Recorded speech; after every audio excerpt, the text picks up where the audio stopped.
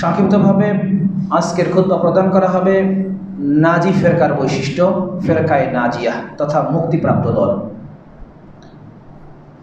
তার আগে জেনে রাখা ভালো হবে আপনি কে, আমি কে। আপনার আমার এই পৃথিবীতে পদচারণার কারণ কি? মর্মে মহান আল্লাহ রাব্বুল আলামিন কোরআন মাজিদের সূরা জারিয়া অধ্যায় 51 আয়াত 56 নম্বর আয়াতে বলছেন, ওমা খালাকতুল জিন্না ওয়াল ইনসা ইল্লা লিয়াবুদুন, আমি মানবকে ও দানবকে সৃষ্টি করেছি আমার ইবাদতের জন্য। আপনি আমি মাখলুক, খালেক সৃষ্টি করেছেন তারই ইবাদতের জন্য। 24 আওয়ার্স 24টা ঘন্টা আমরা ইবাদত করব, এটাই আল্লাহ চান। এখন কথা হচ্ছে 24 ঘন্টাকে ইবাদত করা সম্ভব? মানুষের বৈষয়িক প্রয়োজন আছে, দৈহিক প্রয়োজন আছে, অনেক প্রয়োজন, তারপরে কি করে সম্ভব হতে পারে? রাসূল মুহাম্মদ সাল্লাল্লাহু আলাইহি ওয়াসাল্লাম একথা বললেন যে হসনু খালিকাতিন সাদাকা, মানুষের সঙ্গে উত্তম আচরণটা সাদাকার নেকি। বলতে বলতে তিনি বাক্য ঠেকিয়ে দিয়ে বললেন, তুমি যখন তোমার স্ত্রীর কাছে যাও ওটাও সাদাকা, ওটাও নেকি। তবে তরিকায়ে মুহাম্মাদি যদি রাসূলের পদ্ধতিতে হয় তাহলে এটা নেকি, আর যদি রাসূলের পদ্ধতি বাদ দিয়ে কোরআন তেলাওয়াত করা হয় তাহলে ওটা পাপ। বোঝেননি? রাসূলের পদ্ধতিতে যদি স্ত্রীর কাছে গমন করা হয় তাহলে সেটা নেকি, আর যদি রাসূলের পদ্ধতি বাদ দিয়ে কোরআন তেলাওয়াত করা হয়, সালাত আদা করা হয়, সিয়াম পালন করা হয় তাহলে ওটা পাপ। কিভাবে? আপনি স্ত্রী সহবাসকালীন সময় অবশ্যই কোরআন পড়তে পাবেন না, আপনি বাথরুমে গিয়ে কোরআন পড়তে পাবেন না, আপনি কবরে মাজারে সিজদা দিতে পাবেন না। দিলেই কি শিরক হয়ে যাবে, ওটা পাপ হয়ে যাবে। তো 24 ঘন্টা ইবাদত কিভাবে করব? যদি আমি ঘুমাতে যাই রাসূলের পদ্ধতিতে, পুরো ঘুমটা আমার নেকি। যদি আমি বাথরুমে ঢুকি জরুরি প্রয়োজনে, দোয়া দরুদ পড়ে ঢুকি, ওটা আমার নেকি। সোজা কথা, একটা মুসলিমের 24টা ঘন্টাই ব্যয়িত হবে আল্লাহর ইবাদতে। তো পদ্ধতি হতে হবে রাসূল মুহাম্মদ সাল্লাল্লাহু আলাইহি ওয়াসাল্লামের, এটাই আল্লাহ চান। তো আমরা যদি আমাদের 24 আওয়ার্স কনসাস থাকি যে আমরা ব্যয়িত করব আমাদের মূল্যবান সময় আল্লাহর সন্তুষ্টির জন্য রাসূলের পদ্ধতিতে, এর বিনিময় কি? মহান আল্লাহ রাব্বুল আলামিন বিনিময় দিয়েছেন সূরা কাহাফ অধ্যায় 18 আয়াত 107-এ, ইন্নাল্লাযীনা আমানু ওয়া আমিলুস সালিহাতি কানাত লাহুম জান্নাতুল ফিরদাউসি নুজুলা। ঈমান এনে সৎ আমল করলে তার বিনিময় আল্লাহ রাব্বুল আলামিন দেবেন জান্নাত। মধ্যখানে মহান আল্লাহ রাব্বুল আলামিন আমরা যে তার ইবাদত করব, কেন ইবাদত করব, এই সৃষ্টি তত্ত্বটা আল্লাহ রাব্বুল আলামিন আমাদেরকে রিমাইন্ডার হিসেবে কোরআন মাজিদে দিয়ে দিয়েছেন। কোরআন মাজিদে একটা সূরা আল্লাহ রাব্বুল আলামিন অবতীর্ণ করেছেন, সূরার নামই সূরাতুল ইনসান, অর্থাৎ মানুষ। অধ্যায় ৭৬ এর ১ নম্বর আয়াতে মহান আল্লাহ রাব্বুল আলামিন বলেন, হাল আতা আলাল ইনসান হিনুম মিনাদ দাহর লাম ইয়াকুনু শাইয়্যান মাসকুরা। মহাকালের মাঝে কি এমন সময় অতিবাহিত হয়ে যায়নি বান্দা, তুমি উল্লেখযোগ্য কিছুই ছিল না। আজকে যে যুবকটা বিবাহ করেনি ওর সন্তান নেই, আজকে যে যুবতী বিবাহ বন্ধনে আবদ্ধ হয়নি তার সন্তান নেই, এমনকি বিবাহ বন্ধনে আবদ্ধ হওয়ার পরও কনসেপ্ট করার পূর্ব পর্যন্ত তাদের সন্তানের অস্তিত্ব নেই। কিন্তু কনসেপ্টের পর আল্লাহ রাব্বুল আলামিন অনস্তিত্ব থেকে অস্তিত্ব দান করেন। আল্লাহ রাব্বুল আলামিন মানুষকে বলছেন, বান্দা তুমি দেখো, তুমি অহংকার করো, তুমি ভাব দেখাও, তুমি গর্ব করো, অথচ তোমার কোনো অস্তিত্বই ছিল না। আমি আল্লাহ তোমাকে অস্তিত্ব দান করেছি। আল্লাহ রাব্বুল আলামিন আবারও হার্ড করে বলছেন সূরাতুল বাকারা অধ্যায় ২ আয়াত ২৮, কাইফা তাকফুরুনা বিল্লাহ, তোমরা কি করে আমি আল্লাহর সঙ্গে কুফরি করতে পারো, ওয়া কুনতুম আমওয়াত, তোমরা সবাই তো মৃত ছিলে, ফাহিয়াকুম, আমি আল্লাহ তোমাদেরকে জীবন দান করেছি। যে আমি আল্লাহ তোমাদেরকে জীবন দান করেছি, সুম্মা ইউমিতুকুম, এই আল্লাহ আমি আবারও তোমাদের মরণ ঘটিয়ে দেব। আল্লাহ রাব্বুল আলামিন আরো পরিষ্কার করে বলছেন সূরা তাহা অধ্যায় 55 অধ্যায় 20 আয়াত 55, মিনহা খালাকনাকুম, বান্দা আমি তোমাকে মাটি থেকে সৃষ্টি করেছি, অফিয়া নুঈদুকুম, আবার তোমাকে আমি মাটিতে মিশিয়ে দেব। এখন সায়েন্স এটাকে প্রুভ করতে পারে যে আল্লাহ রাব্বুল আলামিনের কথা সত্য না মিথ্যা। যদিও কোরআন মাজিদ তার সূরার শুরুতেই সূরা বাকারার 2 নম্বর আয়াতে বলছে যালিকাল কিতাবু লা রাইবা ফীহ, কোরআন হচ্ছে এমন একটা কিতাব, এটা হচ্ছে বিয়ন্ড ডাউট। ইংরেজিতে ডাউট শব্দ দ্বারা বোঝানো যায় যে সন্দেহ নেই, কিন্তু বিয়ন্ড যখন আসে তখন আর কোনো অবকাশই নেই। আল্লাহ রাব্বুল আলামিন বিয়ন্ড ডাউট দিয়ে বলছেন লা রাইবা ফীহ, এটাতে কোনো সন্দেহই নেই। এখন কথা হচ্ছে আল্লাহ রাব্বুল আলামিনের চ্যালেঞ্জ, সূরা তাহার 55 নম্বর আয়াতে, বান্দা তোমাকে মাটি থেকে সৃষ্টি করেছি, আমি দেখতে মাটি দেখা যাচ্ছে না, অবয়ব আমার রক্ত মাংসের, মাটির অস্তিত্ব বোঝা যাচ্ছে না, তো ল্যাবে প্রমাণ করার পর বোঝা যাচ্ছে। এবার নগদে যেটা প্রমাণ, বান্দা তোমাকে মাটি থেকে সৃষ্টি করেছি, এবার তোমাকে আমি মাটি করব। প্রমাণ, আপনার দাদা মারা গেছে, তার দাদা মারা গেছে, তার দাদা মারা গেছে, 10 বছর 20 বছর আগে যারা মারা গেছে, সালাত শেষে ঢাকনাটা খুলে দেখবেন, দেখি তো আল্লাহর কথা আজকে প্রমাণ নেব ঘটনা কি সত্য। কবরস্থানের লাশগুলো দেখি তো মাটি হয়ে গেছে কিনা। যদি আমি দেখি যে হ্যাঁ কবরস্থানের লাশগুলো মাটি হয়ে গেছে, আল্লাহর কথা যদি সত্যই হয়, পরের অংশে আল্লাহ রাব্বুল আলামিন বলেছেন অফিহা নুঈদুকুম ওয়া মিনহা নুখরিজুকুম তারাতান উখরা, আবার বান্দা তোমাকে আমি আবার তোমাকে অবয়ব দান করব। সো ম্যান, তাই মানুষ, just few minutes in the hand, সামান্য সময় আপনার হাতে। Think about it, who are you. আপনি একটু নিজেকে প্রশ্ন করুন যে আপনি কি, হোয়াট ইজ ইউর আইডেন্টিটি। আপনার ব্যক্তিগত পরিচয়টা কি? ডাক্তার, ইঞ্জিনিয়ার, ফিলোসফার, লয়ার, এটা পরিচয়? আলেম, এটা পরিচয়? নো দাই সেলফ, নিজেকে চেনো। নয় concept make a man to be broad, নিজেকে চেনাই মানুষকে মহৎ হতে শেখায়। How many years will I, আপনি আর কতদিন বাঁচবেন? 50, 60, 100, অথবা 50 বছর, 60 বছর, 100 বছর। After that you must be die, এরপর অবশ্যই আপনি একদিন থাকবেন না। আফটার ইউর ডেথ, আপনার মৃত্যুর পর, what will be the coming next, এর পরবর্তীতে কি আসছে? থিঙ্ক অ্যাবাউট ইট, এটা নিয়ে একটু ভাবুন। That where is your destination, আপনার গন্তব্যস্থলটা কোথায় হবে? It will be heaven or hell, এটা কি জান্নাত হবে নাকি জাহান্নাম? আমরা যে জায়গায় মারা যাব এই জায়গা সম্পর্কে আমাদের ধারণা নেই। কোথায় কবরস্থ হব এটা আমাদের ধারণা নেই।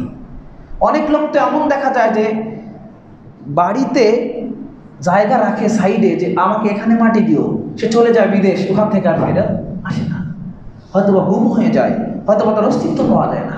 কিন্তু মাটি জানে যে আমার মধ্যে কে আসবে। পার্টিকুলার আপনার নির্দিষ্ট মাটিটা, কবরের মাটিটা জানে যে আপনি এখানে আসবেন। আমার মাটিটা জানে যে আমি এখানে আসব, এজন্য রোজ মাটি বলছে আপনাকে আমাকে, আমরা শুনতে পাই না। রোজ মাটি বলছে আনা বাইতুল আহদা, আনা বাইতুল গুরবা, আনা বাইতুত তুরাব, আনা বাইতুত তুর। হে মানুষ, আমি হচ্ছি একাকিত্বের ঘর, আমি হচ্ছি পোকামাকড়ের ঘর, আমি হচ্ছি নির্জনতার ঘর, আমি হচ্ছি মাটির ঘর। অতএব তোমরা আমার মাঝে প্রবেশ করার পূর্বে একটু চিন্তা করো যে আমার ভিতরে তোমাকে আসতে হবে। মজার বিষয়, আল্লাহ রাব্বুল আলামিন প্রত্যেককে এই জ্ঞানটা দিয়েছেন, প্রত্যেকটা ধর্মের ব্যক্তিকে এই জ্ঞানটা দিয়েছেন যে আমি পৃথিবীতে যা করি না কেন এর কর্মফল দিতে হবে। একটা হিন্দুর সঙ্গে কথা বলবেন, হিন্দুর সঙ্গে আপনি অন্যায় করবেন, হিন্দু বলবে ভগবান তোমার বিচার করবে। এটা হিন্দু যদি মজলুম হয়, সে বলবে যে আল্লাহ তোমার বিচার করবে, তুমি আমার চোখের পানি ফেলছো, আমাকে আঘাত দিচ্ছ, একদিন বিচার হবে। হিন্দু কেন বলে? বৌদ্ধ খ্রিস্টান কেন বলে? কারণ তাদেরও পরকালের ব্যাপারটাতে একটা বিশ্বাস আছে। এজন্য প্রত্যেকটা ধর্মে ইবাদত আছে। আজকে জুমার দিনে আমরা মুসলিমরা যেমন মসজিদে ঢুকেছি, শুধুমাত্র জুমার খুতবাকে, জুমার সালাতকে ম্যান্ডেটরি করে নিয়েছি অধিকাংশ মুসলিম, ঠিক আগামীকাল শনিবার পৃথিবীতে যত ইহুদি ধর্মের লোক আছে সবাই সিনগগে ঢুকবে, তারা ওটাকে অত্যাবশ্যক মনে করে নিয়েছে। ঠিক তার পরের দিনে রবিবার পৃথিবীতে সবচেয়ে বেশি বসবাস করে খ্রিস্টান ধর্মের লোক, তারা সবাই গির্জায় ঢুকে যাবে। তারপরের দিনে বেগড়ায় ঢুকে যাবে। আর 12 মাসে 13 পর্বণ হিন্দুদের আছেই, সবাই ঢুকে যাবে। কেন? তারাও চায় যে পরকালটা আমার যেন ভালো হয়। তাই কিন্তু আল্লাহ রাব্বুল আলামিন যিনি স্রষ্টা, তিনি পরিষ্কার করে দিয়েছেন, সমস্ত ধর্মকে বলে দিয়েছেন, ধর্মের ব্যক্তিদেরকে বলে দিয়েছেন। সূরা আল ইমরান অধ্যায় 3 আয়াত 19 নম্বর, ইন্নাদ দীনা ইনদাল্লাহিল ইসলাম, আল্লাহ রাব্বুল আলামিনের কাছে মনোনীত কেবল দিন হচ্ছে ইসলাম। আল্লাহ রাব্বুল আলামিন পরিষ্কার করে দিয়েছেন সূরা মাইদা অধ্যায় 5 আয়াত 3 নম্বরে, আল ইয়াউমা আকমালতু লাকুম দীনাকুম, আজকের দিনকে পরিপূর্ণ করে দেওয়া হলো। তো দিন যখন পরিপূর্ণ, হিন্দু বৌদ্ধ খ্রিস্টান ধর্ম যখন আর চলে না, ইসলাম যেহেতু পরিপূর্ণ, আল্লাহ রাব্বুল আলামিন আপনাকে আমাকে বলছে, বান্দা তুমি কি জুমাতে আসবা, ফজরে আসবা না, তুমি কি কমপ্লিট, তুমি কি উদখুলু ফি সিলমি কাফা।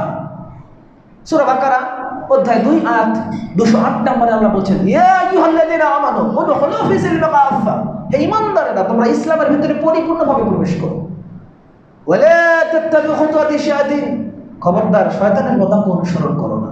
তার মানে আমি যে আজকে জুমাতে এসেছি, যদি আমি ফজরে মসজিদে না এসে থাকি, তাহলে আমি কি পরিপূর্ণ হলাম? আমি কি ইসলামের ভিতরে পরিপূর্ণ প্রবেশ করলাম? বিষয়টি কি তাই মনে হয়? আল্লাহ কখনো নয়। মনে রাখা ভালো হবে, ইসলাম 5টি পিলারের উপরে প্রতিষ্ঠিত। কালেমা জীবনে একবার পড়লে হয়, যদি শিরক না করে তাহলে কালেমা ভঙ্গ না হলে আর পড়া লাগে না। হজ জীবনে একবার করলে হয়, টাকা নেই হজ নেই। যাকাত বছরান্তে দিতে হয়, টাকা নেই যাকাত নেই। রমাজানের সিয়াম বছরান্তে 1 মাস করতে হয়, শারীরিক অক্ষমতা ফিদিয়া দিলেই চলে। অথবা রমাজানের পূর্বে মারা গেছে, না সিয়াম পালন করলেও চলে। কিন্তু সালাত এমন একটা বিষয়, ম্যান্ডেটরি ভাবে 5 বার আপনাকে হাজিরা দিতেই হবে, মসজিদে এসে দিতে হবে। না দিলে ঈমান থাকে না, না দিলে ইসলাম টেকে না, না দিলে স্ত্রী অটো তালাক হয়ে যায়। আর এমন তো সালাফগণ বলছেন, এমন কড়া কথা বলছেন যে বাবা নামাজ পড়ে, সন্তান পড়ে না। বাবার 1000 কোটি টাকার সম্পদ আছে, সন্তান সালাত না পড়ার কারণে ও 4 আনার অংশ পাবে না। তারা কড়া কথা বলছে, কোন ব্যক্তি যদি সালাত না পড়ে তাহলে ওর কোনো জানাজা নেই, ওর মুসলিমের কবরস্থানে কবর নেই, ওকে শ্মশানে নিয়ে গিয়ে পুড়তে হবে। কত কড়া কথা। স্বামী পড়ে স্ত্রী পড়ে না, স্ত্রী পড়ে স্বামী পড়ে না, অটো তালাক হয়ে গেছে।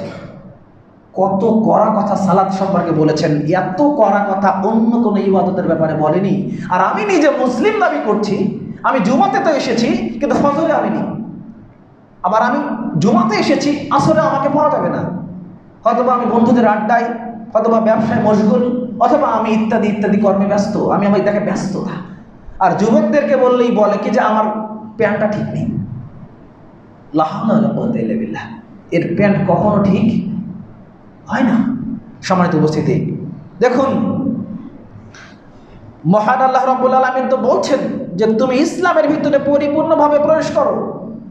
আর তিনি কড়া কথা বলছেন। আল্লাহ রাসূল সাল্লাল্লাহু আলাইহি সাল্লাম বলছেন আবু দাউদ এর 4031 নম্বরে, মান তাশাব্বাহা বিকওমিন ফাহুয়া মিনহুম। হে মুসলিম শুনে রাখো, তোমরা যাদেরকে অনুসরণ করবে, অনুকরণ করবে, তোমাদের হাসর কিন্তু তার সঙ্গে হবে। আপনার মেয়েটার বিবাহ আপনি দেন, ভালো কথা, গায়ে হলুদের অনুষ্ঠান কেন করতে গেলেন? কেন ড্যাক্সের বাজ আপনার মেয়ের বিবাহতে বাজে? কেন আপনার মেয়ের ফটো সেলফি আপনার পরপুরুষেরা তোলে? আপনি তো পুরুষ, গায়রত কোথায় চলে গেল? পুরুষত্ব কোথায় চলে গেল? এটা কি ইসলামের ভিতরে পরিপূর্ণ প্রবেশ করা? এটাকে কি পরিপূর্ণ প্রবেশ করা বলা হয়? আপনি আবার পালন করছেন, আপনার বাবা মারা গেছে, এই অনেক টাকার সম্পদ রেখে গেছে, যে যদি আমি মৃত্যুবার্ষিকী পালন না করি হুজুর কি বলবে? যদি আমি জন্মদিন পালন না করি হুজুর কি বলবে? যত ব্যক্তি জন্মদিন, মৃত্যুদিন, যত দিবস পালন করবে, মা দিবস হোক, বাবা দিবস হোক, 26শে মার্চ হোক, আর 21শে ফেব্রুয়ারি হোক, আর 16 ডিসেম্বর হোক, আর বিশ্ব ভ্যালেন্টাইন ডে হোক, আর যেটাই হোক, বৈশাখ হোক না কেন, প্রত্যেককে আবারও কালেমা পড়তে হবে। ওর ঈমান ভেঙে গেছে। কথা মনে বোঝেননি? আরে ফুল দেওয়া তো দূর কে বাত, বেদিতে ফুল দেওয়া দূর কে বাত, ওদিকে হাঁটলে ঈমান চলে যাবে, আবার কালেমা পড়তে হবে। সম্মানিত উপস্থিতি, দেখুন আমরা যে বিদাতির সাথে মিশে যাব, আমরা যে 31 উদযাপন করব, আমরা যে ভ্যালেন্টাইন উদযাপন করব, আমরা যে দিবসগুলোকে ম্যান্ডেটরি করে নেব, এই জন্য এক শ্রেণীর হুজুর বলছে কি, আরে রাসূলকে দিয়ে শুরু করো, 12 রবিউল আউয়াল দিয়ে শুরু করো না, তাহলে তো কোনো সমস্যা নেই। এটা তারা মনে করেছে, এটা ওদের ফ্যাক্টরিতে উৎপাদিত। এই জন্য তারা বলছে যে রাসূলের যদি শানে যদি জন্মদিন পালন করা হয় 12 রবিউল আউয়াল, তাহলে আমাদের সমস্যা কোথায়? অনেকেই এটা দাঁড় করায়, ফিট করায়। সম্মানিত উপস্থিতি, দেখুন এই কৌশলগুলো আল্লাহ জানতেন, রাসূল মুহাম্মদ সাল্লাল্লাহু আলাইহি ওয়াসাল্লাম জানতেন। তাই আল্লাহ রাব্বুল আলামিন রাসূলকে বলতে বলছেন, ইয়া রাসূল তুমি বলে দাও। এই হাদিসটা আমার একটা মশহুর হাদিস, ব্যাপক প্রসিদ্ধ হাদিস, যেটাকে অনেকগুলো ইমাম কোট করেছেন। ইমাম তিরমিজি রাহমাহুল্লাহ কোট করেছেন 2641 নম্বরে, ইমাম ইবনে মাজাহ রাহমাহুল্লাহ কোট করেছেন 3942 নম্বরে, ইমাম আবু দাউদ রাহমাহুল্লাহ কোট করেছেন 4596 নম্বরে, মিশকাতের 171 নম্বরে হাদিসটি স্থান পেয়েছে। এই হাদিসটা নিয়ে আজকে আমরা আলোচনা করবো ইনশাআল্লাহ, সংক্ষিপ্ত সময় যেহেতু, পুরোটা শেষ দেওয়া যাবে না। আব্দুল্লাহ ইবনে আমর থেকে বর্ণিত, তিনি বলেন রাসূল মুহাম্মদ সাল্লাল্লাহু আলাইহি ওয়াসাল্লাম বলেছেন, লা ইয়াতিয়ান্না আল উম্মাহ মা তাআলা বানি ইসরাঈল হুজুয়ান নাল বিন নাল, অবশ্যই আমার উম্মত ইহুদি খ্রিস্টানের সাথে মিশে যাবে। কার সাথে? আমার উম্মত ইহুদি খ্রিস্টানের সাথে মিশে যাবে। বাক্যটা কি? হুজুয়ান নাল বিন নাল, এক জোড়া জুতা যেমন আরেক জোড়া জুতার সমান হয়, সমান সমান। এবার বলেন তো, কেউ কি দুই পায়ের সাইজ দুটো নিয়েছেন? আপনাদের পাবনা শহরের সবচেয়ে দামি ব্র্যান্ডের জুতা ধরে নিলাম অ্যাপেক্স, ধরে নিলাম 10,000 টাকা জুতার দাম। আজকে মাইকিং হবে 10,000 টাকার জুতা, বিশাল মূল্য স্যার, মাত্র 200 টাকায় পাওয়া যাবে। শীতকালীন অফার চলছে, কিন্তু কন্ডিশন অ্যাপ্লাই হচ্ছে এটাই যে একটা জুতা 20 সাইজ আর একটা জুতা 18 সাইজ। বলেন তো, কোনো পাগল কি নেবে? কোনো পাগলও কি নেবে? পাগলে পা দিয়ে দেয়, একটা বড় হচ্ছে একটা ছোট হচ্ছে, পাগলও খুলে ফেলতে দেবে। তার মানে জুতা যদি সমান সমান না হয়, জুতা চলে না, দাম নাই। তো সমান সমানের জুতার গুরুত্ব কেমন? হাতের পাঞ্জাবির হাতা দুটো সমান হতে হবে, বিষয়টি এমন নয়। প্যান্ট দুটো সমান হতে হবে, বিষয়টি এমন নয়। কিন্তু জুতা দুটোই সমান হতেই হবে। বাক্যচরণ দেখেন, তিনি বলছেন যে এই যে জুতা তোমরা যেমন সমান সমান নাও, ঠিক সেভাবেই তোমরা ইহুদি খ্রিস্টানদের সঙ্গে সমানে সমানে মিশে যাবে। এই বাক্যটার পরের বাক্যটা আর একটু নেকেট, বলতাম না, আল্লাহর নবী যেহেতু বলেছেন তাই বলছি।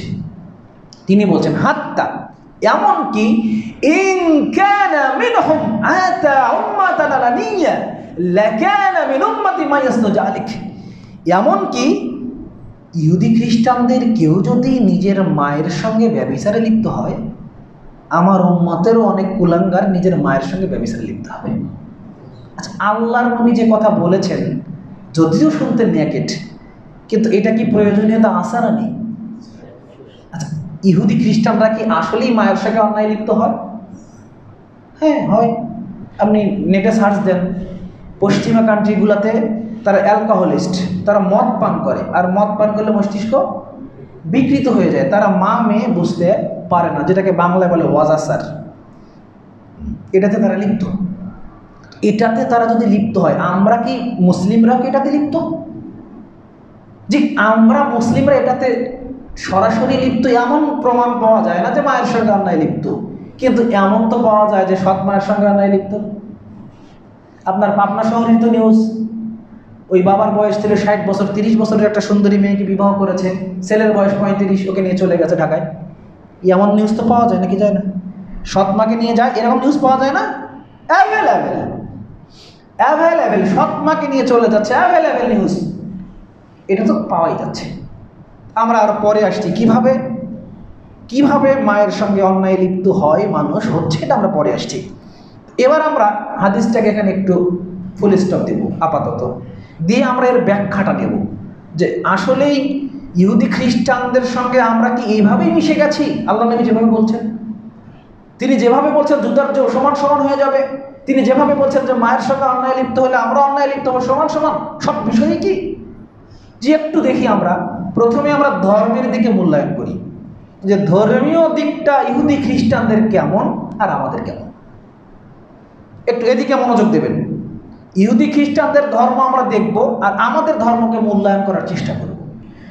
চলুন আপনি কোরআন মাজিদে চলে যান, আপনি সূরা মাইদা অধ্যায় 9 আয়াত 30। এখানে মহান আল্লাহ রাব্বুল আলামিন বলছেন, ওয়াকালাতিল ইয়াহুদ উযাইর ইবনুল্লাহ, ইহুদিরা বলেছিল উযাইর হচ্ছে আল্লাহর পুত্র, আল্লাহর বেটা। ওয়াকালাতিন নাসার, আর খ্রিস্টানরা বলেছিল ঈসা ইবনে মারইয়াম ইবনুল্লাহ, ঈসা মরিয়মের ছেলে ঈসা আল্লাহর বেটা। তার মানে ওদের ধর্মে আল্লাহকে রেখেছে বাবার জায়গায়, আর তাদের ধর্ম তাদেরকে কোথায় রেখেছে? সন্তানের জায়গায়। আচ্ছা, সমাজে চালু আছে বাবা যদি উপরের চেয়ারে বসে, সন্তানও কি সেম চেয়ারে বসে নাকি একটু নিচের চেয়ারে বসে? সম্মানের খাতিরে নিচের চেয়ারে বসে। তার মানে ওদের ধর্মে বাবার স্থানটা উপরের চেয়ারে, আর তাদের অর্থাৎ ঈসা আলাইহিস সালাম এবং উযাইরের স্থানটা কোথায়? নিচের চেয়ারে। আমাদের ধর্মে এবার দেখেন কি অবস্থা। আমাদের ধর্ম বলছে এই পাশে লেখা থাকে আল্লাহ, এই পাশে লেখা থাকে মোহাম্মদ, তাই না?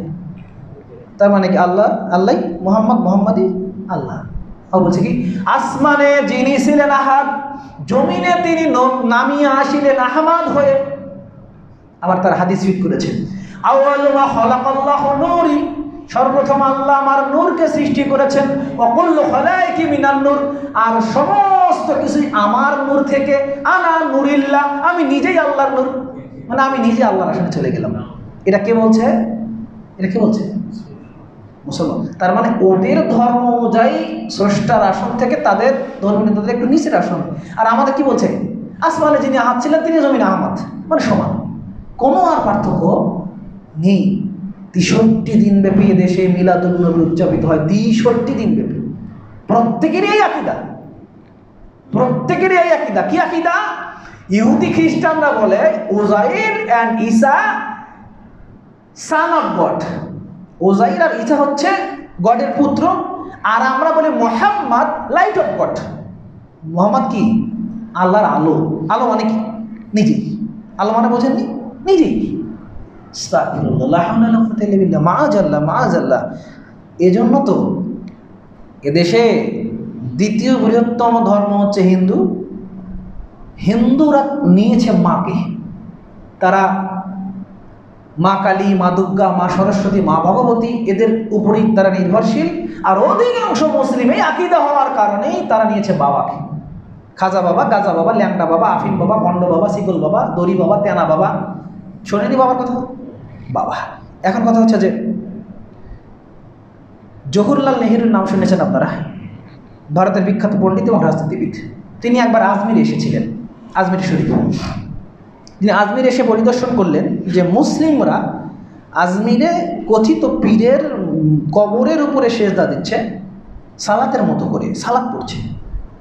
তো তিনি বললেন আজ মুঝে এক বাত সমঝ মে আয়া, क्योंकि হিন্দু আর মুসলিম সে ফার্ক নেই হ্যাঁ। তিনি বলছেন আজকে আমি এই কথাটা পরিষ্কার হয়ে গেছে যে হিন্দু আর মুসলমানের মধ্যে কোনো পার্থক্যই নেই। কিসের জন্য এটা হচ্ছে? হিন্দু মুসলমান পার্থক্য নেই, ফার্ক কি বলে হি হে, একটাই কেবল পার্থক্য।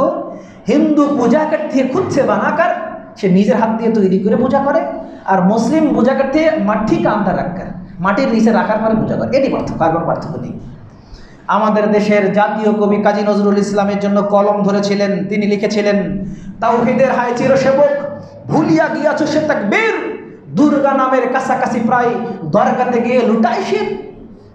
দুর্গা আর দুর্গা, ওদের যেমন শিবনারায়ণ, মোদের তেমন মানিক পীর, ওদের চাউল কলার সাথে মিশা গিয়েছে মোদের ক্ষীর। আগে ক্ষীর দিত না, ভরণ খোলা ধান দিত না, মুরব্বীরা তো জানেন। ওদের শিব শিবানীর সাথে আলী ফাতিমার মিতালি বেশ, হাসান রে বানিয়েছি কার্তিক, আর হোসেন রে বানিয়েছি ভোজ গণেশ। 10ই মুহররম যারা উদযাপন করে ওরা কার্তিকের যেমন কীর্তন করে, আর আমাদের হাসান হোসেনের এইরকম কীর্তনই বাংলায় দেখা যায়। সম্মানিত উপস্থিতি, দেখুন ওদের ধর্ম বিকৃত করেছে ধর্মীয় পণ্ডিত রাহাবাররা, পাদ্রীরা, আর আমাদের ধর্ম বিকৃত করেছে আমাদের মতো এই দাড়িওয়ালা, টুপিওয়ালা, জুব্বাওয়ালা, যাকে দেখলেই ভালো লাগে, যার শরীর থেকে সবসময় আতরের পারফিউমের সেন্ট বের হয়, দেখেই যাকে ভালো লাগে, সবসময় ফুরফুরে ভাবে ঘরে, ধর্মের গায়ে ধাঁধা ধাঁধা ধাঁধা করে আগুন লাগিয়ে দিয়েছে। এই ধর্মের আগুন চলছে চলছে, গ্রামের পর গ্রাম, শহরের পর শহর, বন্দরের পর বন্দর, দেশের পর দেশ ধর্মে আগুন লেগে পড়ে শেষ। দেখুন, পৃথিবীতে যত পাপী পাপ করুক, এই পাপীদের যত পাপের ফসল, পাপের যেটাকে বলে আপনার শাস্তি, তার চেয়ে একটা হুজুর পাপ করলে এর শাস্তি বেশি। কারণ আপনি যেটা পাপ করবেন এটা আপনি ইন্ডিভিজুয়ালি নিজে আপনি দায়ী, এটা লাইবিলিটি আপনার। আর হুজুর যদি একটা কোনো বিষয় চালু করে তাহলে পুরো সমাজ ওদিকে তাকাবে। দেখুন, এদেশের মাটিতে ধর্মের নামে প্রায় 3 লক্ষ মিথ্যা হাদিস আছে, আপনারা পূর্ব থেকেই শুনেছেন। লক্ষ লক্ষ মিথ্যা তাফসির আছে যা মানুষ রচনা করে রাসূলের নামে চালিয়ে দিয়েছে। এ সমাজে আছে কি না আমি 2-4টা আপনাকে বলি। মাগরিবের পরে 6 রাকাত আওয়াবিলের সালাত এখনো মনে হয় চালু আছে, এ মর্মে 6টি জাল হাদিস আছে। কোরআন মাজিদ 30 পারা নয়, কোরআন মাজিদ 90 পারা, মর্মে 2000 জাল হাদিস আছে। 15ই শাবান শবে বরাত উদযাপন করতে হবে, এদিনে আল্লাহ রাব্বুল আলামিন নিচে নেমে আসেন, মর্মে 200টি জাল হাদিস আছে। তারাবির নামাজ 8 রাকাত নয় 20 রাকাত, মর্মে 3টি জাল হাদিস আছে। নবীকে সৃষ্টি না করলে কিছুই সৃষ্টি করা হতো না, মর্মে 6টি জাল হাদিস আছে। এদেশে সবচেয়ে বেশি বিক্রি হয় বেহেশতি জোহর, একটা বই দেখেছেন, নাম শুনেছেন? এই বেহেশতি জোহরের লেখক লিখছেন, কোন মহিলার স্বামী যদি হারিয়ে যায় তাহলে ওই মহিলাকে স্বামীর জন্য অপেক্ষা করতে হবে 90 বছর। 90 বছর। তো 90 বছর পরে যদি সে দেখে যে তার স্বামী ফেরত আসেনি, তাহলে ভাবতে হবে সে মারা গেছে। এখন সে চাইলে দ্বিতীয় খানে বিবাহ বন্ধনে আবদ্ধ হতে পারে। বাল্য বিবাহ তো হারাম আমাদের দেশে, তাই না? বাল্য প্রেম জায়েজ।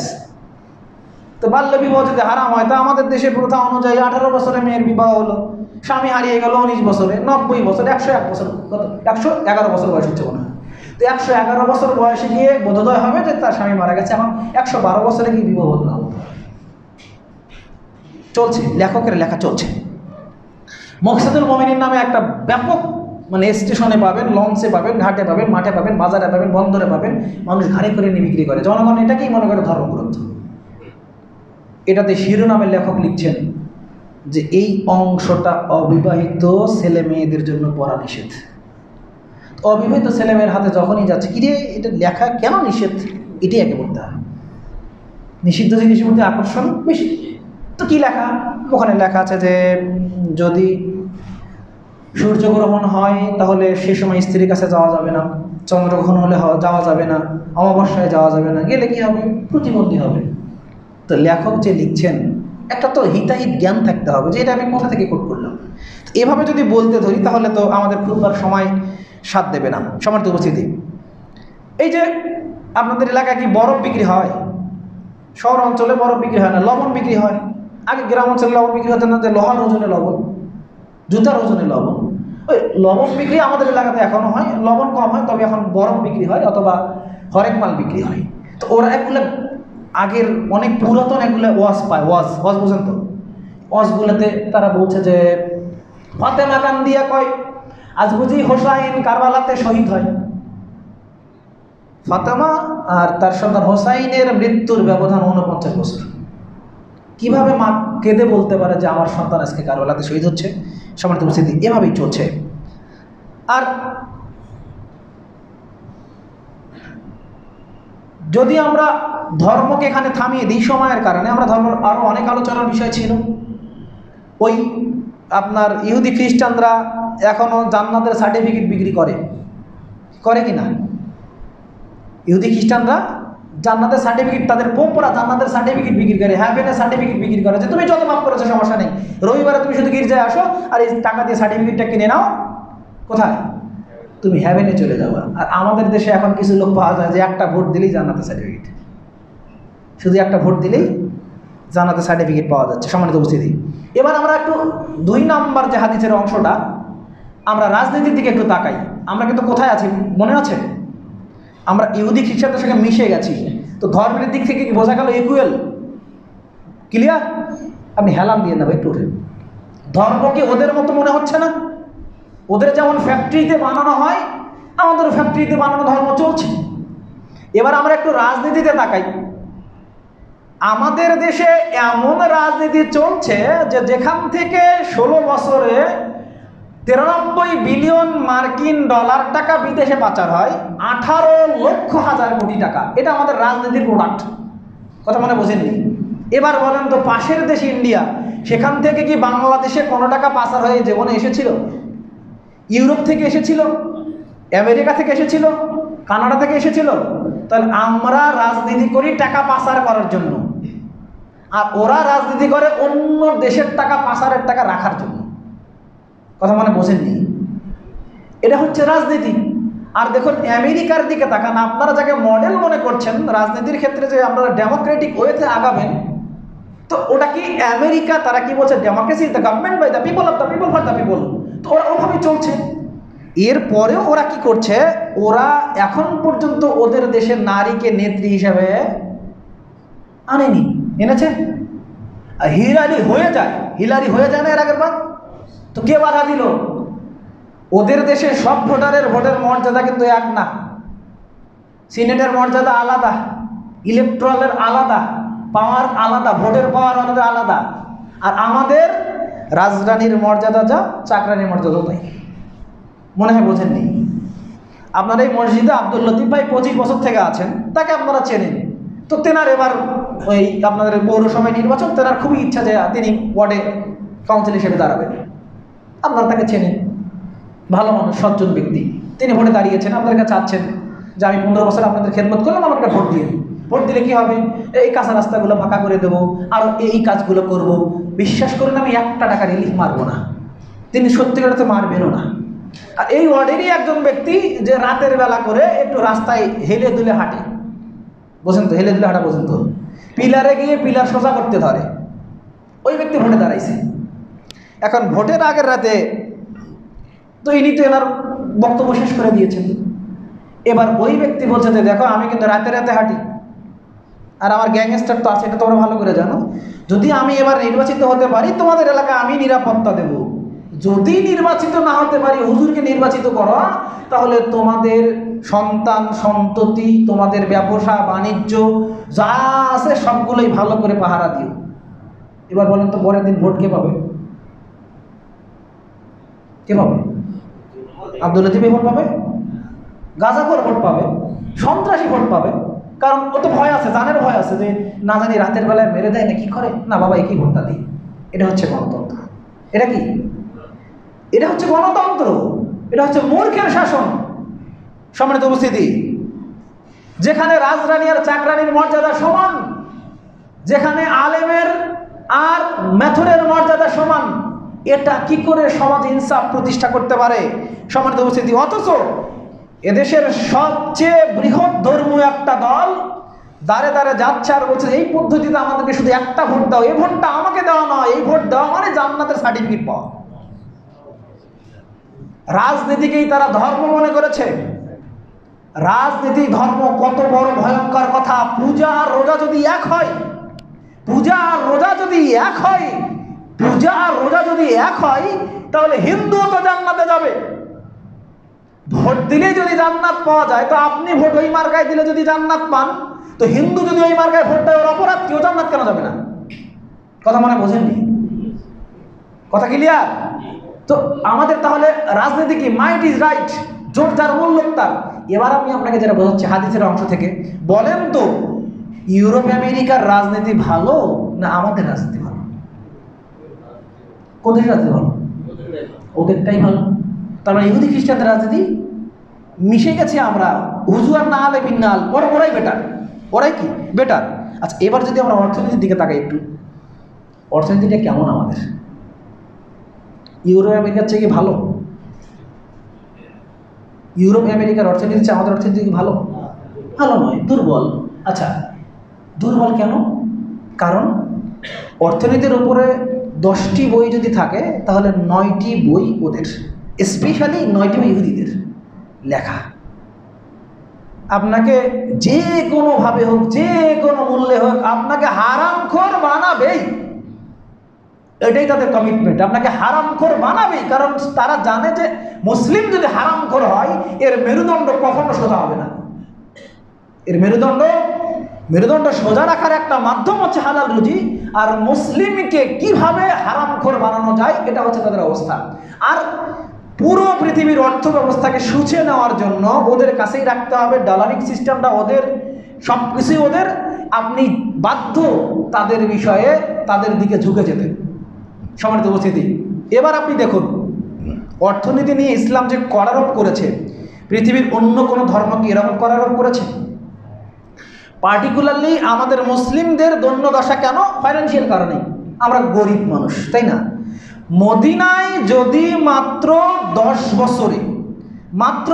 বছরে পুরো ইকোনমি সিস্টেমটা চেঞ্জ হতে পারে, তো পৃথিবীতে বর্তমান 200 কোটি মুসলিম, 97টা মুসলিম দেশ, 57টা মুসলিম দেশ, তো 57টা মুসলিম দেশে অর্থনৈতিক বিষয়টাকে আলাদাভাবে করতে পারে না। ওমর রাদিয়াল্লাহু তাআলা যখন খলিফা, তিনি খেলাফতের দায়িত্ব নিলেন, তখনও গরিব মানুষ, তখনও জনগণ অত ভালো খেতে পারে না। তিনি পাঠালেন মুআজকে, যে মুআজ তোমাকে পাঠাচ্ছি ইয়ামেনে, শোনো তুমি এই কাজগুলো করবা। পরের বছরই মুআজ বলছে, আমিরুল মুমিনিন এই টাকাগুলো আপনাকে পাঠালাম, কেন? এগুলো আর লাগবে না ইয়েমেনে। কেন? যে আমাদের এখন অর্থনীতি স্বাবলম্বী। তিনি আবার টাকা ফেরত দিয়েছেন, পরের বার আবার দ্বিগুণ পাঠিয়েছেন। আমিরুল মুমিনিন আমাদের লাগবে না, কারণ আমাদের ভিতরে আমরা ধনীদের কাছ থেকে টাকা নিই আর গরিবদের মাঝে বন্টন করে দিই। এখন কথা হচ্ছে যে আপনার এই পাবনা শহরে কি বড় লোক নাই? এই বড় লোকের টাকা কত বেশি আপনাদের কি ধারণা আছে? যদি আপনি বড় বড় কোম্পানিগুলোর দিকে, স্কয়ার বা ইত্যাদি কোম্পানির দিকে তাকান, ওদের একটা কোম্পানির শুধু জাকাতের অংশটা যদি রাষ্ট্রীয়ভাবে বের করে নেওয়া হয়, তাহলে পাবনা নয়, আপনাদের কোন বিভাগ? রাজশাহী বিভাগে পরের বছর আর একটা গরিব মানুষ থাকবে বলে মনে হয়? থাকবে না। যে রিক্সা পুলা, ওকে রিক্সা কিনে দেবে। যে রিক্সা চালাবে, ও কি পরের বছর আর জাকাত নেবে? পরের বছর যে দোকান করবে, মুদি দোকানদার মুদি দোকান করে দেবে একটা, সে কি জাকাত নেবে? সে জাকাত নেবে না। এইভাবে অর্থনীতিটা পরিবর্তন হতে পারে মাত্র কয়েক বছরেই। কিন্তু আমরা বারংবার এটা মেনে নিতে রাজি নই, আমরা ওই কাজই করব। আর সুদের সঙ্গে আমরা এতভাবে জড়িত হয়েছি যে সুদকে আর পাপই মনে করি না। এই মসজিদে কত শতদিন বলা হয়েছে, নিজের মায়ের সঙ্গে ব্যভিচার করার চেয়ে বেশি পাপ হচ্ছে সুদ খাওয়া।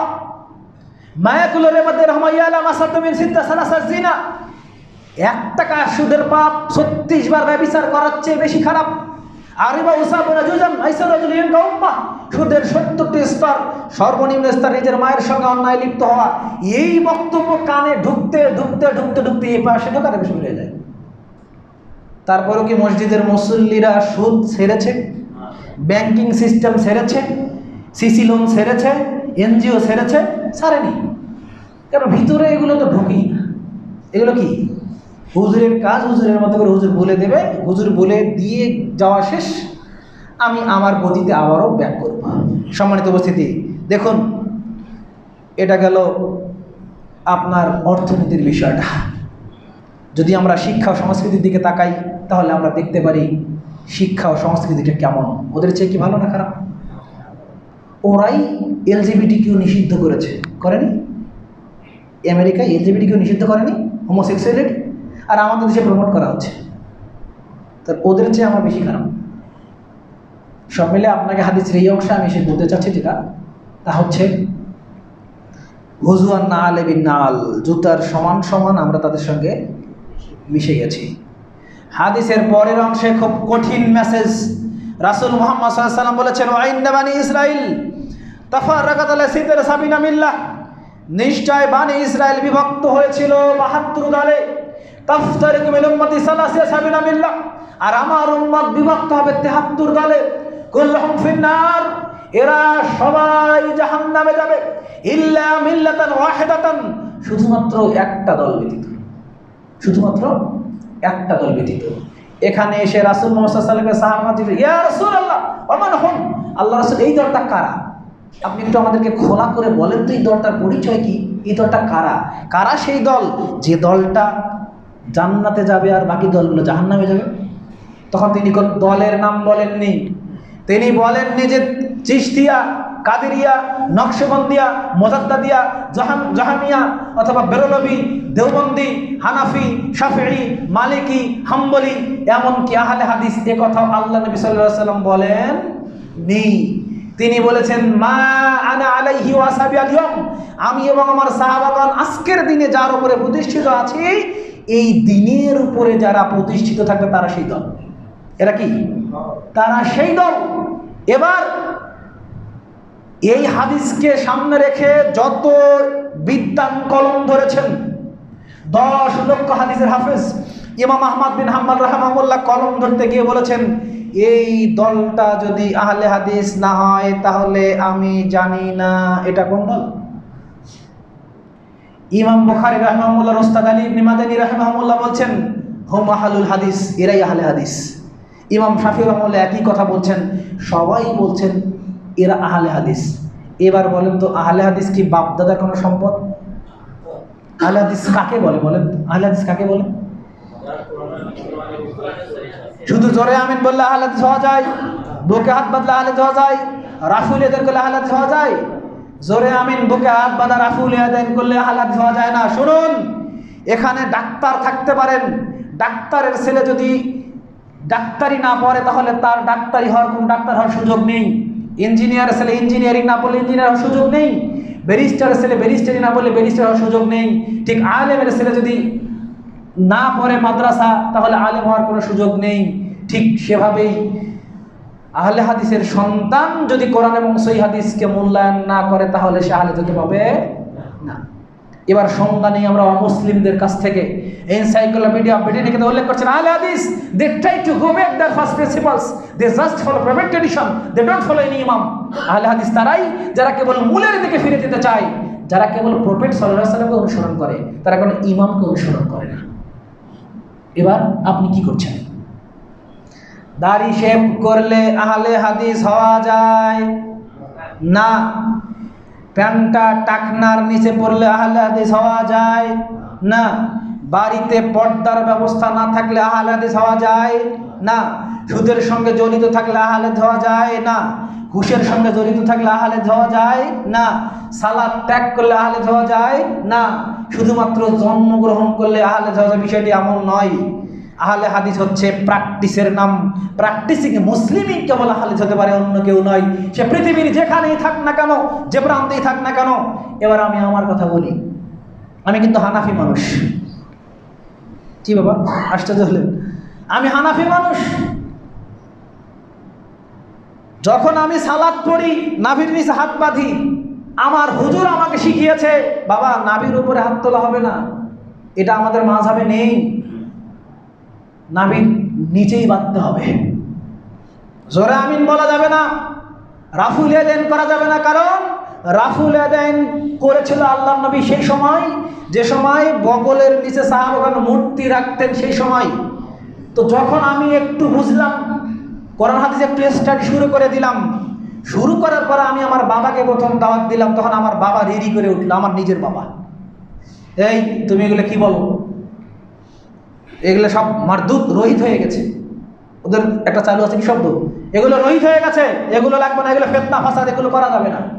গ্রামের মসজিদে যখন শুরু করলাম, এরকম মসজিদ আপনার এর চেয়ে ডাবল মসজিদ হবে, গ্রামের মসজিদ থেকে আমাকে বের করে দেওয়া হলো।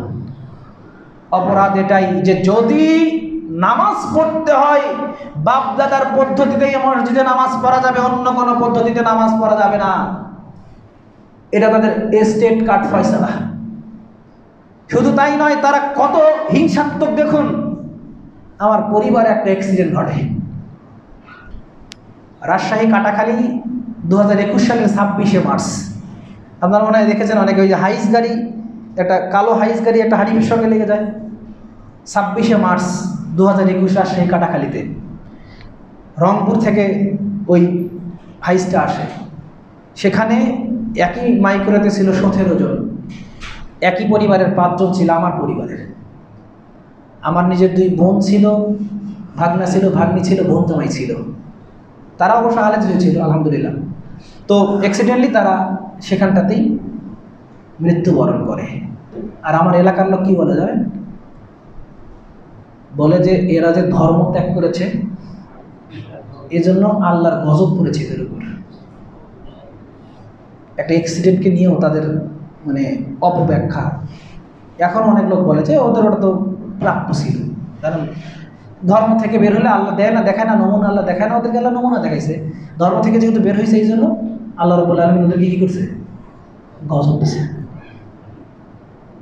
এরপরে অনেক লোক বলে যে একই পরিবার থেকে 5 জন লোক মারা গেল, এরা একটু রক্ত প্রবাহিত করলো না, এরা কি মুসলিম? মানে বুঝছেন তো, মানে এতগুলো লোক মারা গেল, একটা বকরি বা ছাগল জব করলো না, গরু জব করলো না, 5 জন লোক মারা গেল, এরা মুসলিম কি করে থাকতে পারে? এরা তো মুসলিম নাই। এখনও ট্রিট করা হয়। আমাকে নিয়ে আমার এলাকাতে যদি প্রশ্ন করেন, আমার গ্রামের যারা ওই গোরা বলে, গোরা যারা, তাদেরকে বলবে যে এর চেয়ে রাস্তার কুকুর ভালো আছে। অপরাধ কি? এ কি নারী লিপ্সু? যে না, তা নয়। এ কি সুদখোর? যে না, তা নয়। এ কি দুর্নীতিবাজ? যে না, তা নয়।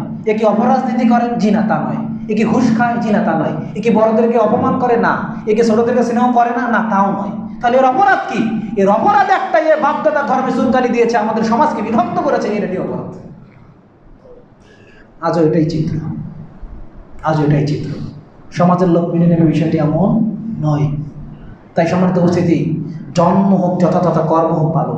আমি আশ্চর্য হয়ে যাই, আমি যখন আমার এলাকায় স্থান পেলাম না। কেন স্থান পেলাম না? কারণ রাহুল এদের জোরে আমি বুকে হাত বাঁধা, দৃশ্যমান কয়েকটা বিষয়। আর আমি তখন মনে করেছিলাম পুরো পৃথিবীর আহলে হাদিস যারা আছে সবাই মনে হয় কোরআন এবং সহিহ হাদিসের একেবারে একনিষ্ঠ কর্মী অনুসারী। কিন্তু আশ্চর্য হয়ে যাই, আহলে হাদিসের ছেলে দাড়ি সে পড়ে, দাড়ি রাখে না, সিগারেট টানে, প্যান্ট এমন চিপা প্যান্ট পরে দাঁড়িয়ে রাস্তায় পেশাব করতে হয়। আহলে হাদিসের মা বোনেরা এমন টাইট ফিটিং বোরখা পরে যার উঁচু নিচু অংশ দৃশ্যমান হয়। এ কি আহলে হাদিস হতে পারে? কি করে আহলে হাদিস হতে পারে? যে নিজেকে প্রদর্শিত করে ঘুরে বেড়ায়, যে নিজে এখনো ব্যাংকের সাথে জড়িত হতে পারে, যে নিজে এখনো হারামখোর, সে কি করে আহলে হাদিস হতে পারে? আশ্চর্য হতে হয়। সম্মানিত উপস্থিতি, দেখুন এই দলের কিছু বৈশিষ্ট্য। এই দলের 1 নাম্বার বৈশিষ্ট্য ইমাম আহমদ রাহমাহুল্লাহ কোট করেছেন 16736 নম্বরে, তারা হবে সংস্কারক। অর্থাৎ আপনি যদি আহলে হাদিস হতে চান, আপনার ভিতরে এটা থাকতেই হবে, আপনি হবেন সংস্কারক। সংস্কারক মানে বুঝি তো, মানে মেরামত যেটাকে বলে। একজন রিকশাওয়ালা সিগারেট টানছে, তাকে গিয়ে বলতে হবে, ভাই আমি তো আপনার রিকশায় উঠতাম, কিন্তু সিগারেট যে টানছেন ওঠা যাচ্ছে না, তবে ফেলাই দিলে টানা যাবে, ওঠা যাবে। ফেলাই দিলে এবার আস্তে আস্তে তাকে আপনি বলুন যে আপনি যে সিগারেটটা খাচ্ছেন, তো সিগারেটের দাম কত? যে 5 টাকা। দিনে কয়টা যায়? যে 20টা যায়। তা 5-20 টাকা চলে গেল। তা আপনি রিক্সা চালক মানুষ, দিনে 700-800 টাকা উপার্জন করেন, 100 টাকা যদি চলেই যায়, তাহলে তো এটা আপনার লস। মাসে 3000 চলে যাচ্ছে, বছরে 36,000 টাকা চলে যাচ্ছে আপনার। তো আপনি এটা বাদ দেন। আর এটা ইসলাম ধর্মে কিন্তু নিষেধ। কারণ যদি কেউ সিগারেট খায়, মানুষের বেল খামার আলাম এত লাইন 40 দিন পর্যন্ত তাদের ইবাদত কবুল হবে না। এভাবে বললে বলেন তো, 5টা রিক্সা লাগ বললে কমপক্ষে 2টা তো শুনবে, তাই না? কি শুনবে না? যে যুবক তার প্যান্টটা টাকনা নিছে, ওকে যদি বলা যায় যে যুবক তুমি তো মুসলিম দেখে মনে হয়, তো তুমি প্যান্টটা কেন টাকা নিছে বলেছো? তুমি কি জানো ইউরোপ আমেরিকার বর্তমান ফ্যাশন কি? ইউরোপ আমেরিকার ফ্যাশন বর্তমানে প্যান্ট টাকার উপরে তোলা। এমনকি আমেরিকার সাবেক প্রেসিডেন্ট বিল ক্লিনটন সবসময় প্যান্ট টাকার উপরে পড়তেন। কেন? কারণ এই ঘোটালিতে যদি সূর্যের আলো যায়, ভিটামিন ডি পায়, আরও কি যেন পায়, এতে করে টেস্টোস্টেরন হরমোনটা বৃদ্ধি পায়। এটা বৈজ্ঞানিকভাবে প্রমাণিত। তোমার তো যৌবন তুমি নষ্ট করছো। আচ্ছা, যদি 10 জন যুবককে বলা যায়, বলেন তো 2টা যুবক হলো কি প্যান্টটা তুলবে না? তুলবে কি না? যে যুবকটা দাড়ি ক্লিন শেভ করছে, তাকে যদি বলা হয় যুবক তুমি যে ক্লিন শেভ করছো কেন? তুমি বাথরুমে যাও না বাথরুম করতে? হ্যাঁ। তুমি কি জানো বাথরুমে ইকোলাই নামক একটা ব্যাকটেরিয়া আছে, যেটা অন্য কোথাও থাকে না, পায়খানায় থাকে। আর ওটা স্কিনের ভিতরে প্রবেশ করে লোমকূপ দিয়ে। আর মানুষের শরীর পুরো শরীর আবৃত কিন্তু লোমকূপ দিয়ে। মেয়ে হোক আর ছেলেই হোক, লোমকূপ দিয়ে কিন্তু চামড়া কি আবৃত, ছোট হোক আর বড় হোক। কিন্তু যখন এটা শেভ করা হচ্ছে, লোমকূপকে কি করা হচ্ছে? উন্মুক্ত করা হচ্ছে। আর বাথরুমের ভিতরে ওই ব্যাকটেরিয়া ঢুকছে আপনার স্কিনে, ঢুকে ওটা আপনার স্কিন ডিজিজ করছে, আরও অনেক চর্মরোগ তৈরি করছে। এইভাবে যদি 20 জনকে বলা যায়, 10 জন কমপক্ষে তো মানবে। আর এটাও না বলুন, কমপক্ষে এতটুকু বলুন যে তুমি তো মুসলিম, তুমি যদি কবরে যাও, তোমাকে মাটি দেওয়ার সময় তো বলা হবে মিনহা খলাকনাকুম, নাকি মাটি দেওয়ার সময় তোমাকে বলা হবে বিসমিল্লাহি ওয়ালা মিল্লাতি রাসূলিল্লাহ। তুমি রাসূলের মিল্লাতে যদি থাকতে চাও কবরে, তাহলে তোমাকে এগুলো করতেই হবে। বলেন তো, এগুলো ছাড়া কি রাসূলের মিল্লাতে থাকা যায়? কবরে প্রশ্ন করা হবে তিনটা, তোমার নবী কে ছিল, তোমার দিন কি, তোমার রবকে। এখন আপনাকে যে ওয়ালা মিল্লাতে রাসূলিল্লাহ, রাসূলের মিল্লাতে সুপর্দ করা হচ্ছে, এবার বলেন তো, আপনার প্যান্টটা টাকার নিচে, আপনার দাড়ি নাই, ক্লিন শেভ, আপনি রাসূল সাল্লাল্লাহু আলাইহি সাল্লামকে 5 পয়সার মূল্যায়ন করেন না, কবরে উত্তর দেওয়া সম্ভব? কবরে উত্তর দেওয়া সম্ভব? সম্ভব নয়। এজন্য আমি বলি যে হে যুবক, তুমি দাড়ি রাখছো না, তুমি যদি অবস্থায় মারা যাও, তুমি সালাত পড়ছো না, তুমি যদি অবস্থায় মারা যাও, তাহলে তুমি দুটো অপরাধ করলে, একটা নিজের অপরাধ আর একটা তোমার এলাকার নিরীহ লোকের অপরাধ। কি সেটা? কারণ তুমি আজকে অ্যাক্সিডেন্ট করে মারা গেলে তোমার কবরে নামবে এলাকার গণ্যমান্য ইসলাম প্রিয় ব্যক্তিরা, যে হয়তোবা 2-4 বার হজ করেছে, যে হয়তোবা তাহাজ্জুদের সালাত আদায় করে, অথবা মসজিদের ইমাম, তাকে কিন্তু কবরে নামতে বলা হয় যে একটু কবরে নামেন না। তো কবরে নামার সময় কি আলাদা কোনো দোয়া আছে না? দোয়া একটাই দোয়া। তো এখন একটা ছেলে যে ইসলামকে ধারে না, তাকে যখন কবরে শোয়ানো হচ্ছে, তো যে ব্যক্তিটা তাহাজ্জুদের নামাজ পড়েছে, ফজরের নামাজ জামাতে পড়েছে, আর তারপরে যদি মাটি দেয়, সে যদি বলে যে এই যুবককে আমি রাসূলের মিল্লাতে সুবর্ত করলাম, এটা কি সত্য কথা না মিথ্যা কথা? কথা বলেন, এটা কি কথা? মিথ্যা কথা। ব্যক্তি তুমি নিজে, যুবক তুমি নিজে পাপ করছো, নিজের পাপ নিয়ে কবরে যাচ্ছ, তোমাকে যারা সম্মানের সাথে কবর দিয়ে আসবে, কবরে নামছে, তুমি তাকে পর্যন্ত মিথ্যাবাদী বানাচ্ছ। এটা কি নয়? এখান থেকে কি ফিরে আসার সময় এখনো হয়নি? কত যুবককে দেখেছি সুঠাম দেহের অধিকারী, কত যুবককে দেখলাম যারা 20 কিলো দৌড়াতে পারত, হঠাৎ করে একটা সমস্যা, প্যারালাইজড, আর উঠতে পারেনি। কত শক্তিশালী সুঠাম দেহের অধিকারী যুবক তোমার চেয়ে শক্তিশালী ছিল, কিন্তু যে কোনো একটা অ্যাক্সিডেন্টে সে চিরতরে পঙ্গুত্ব বরণ করেছে, হুইল চেয়ার ছাড়া তার কোনো আশ্রয় নেই। তোমার চেয়ে কত সুদর্শন যুবক ক্যান্সার হয়ে, চেহারা নষ্ট হয়ে মেডিকেলে কাতরাচ্ছে, আর এখনো পড়ে আছে, তাদের দিকে কেউ আর তাকায় না। তুমি তো পায়ে হেঁটে মসজিদে আসতে পারো, তুমি তো এখনো দৌড়াতে পারো, তুমি তো স্বাধীনভাবে এখনো সবকিছু করতে পারো। তুমি এবার চিন্তা করো, তুমি কি তোমাকে ব্যয়িত করবে তোমার রবের রাস্তায়, নাকি নিজের খেয়াল খুশি মতো শয়তানের রাস্তায়? Choice is yours. তোমাকেই পছন্দ করতে হবে।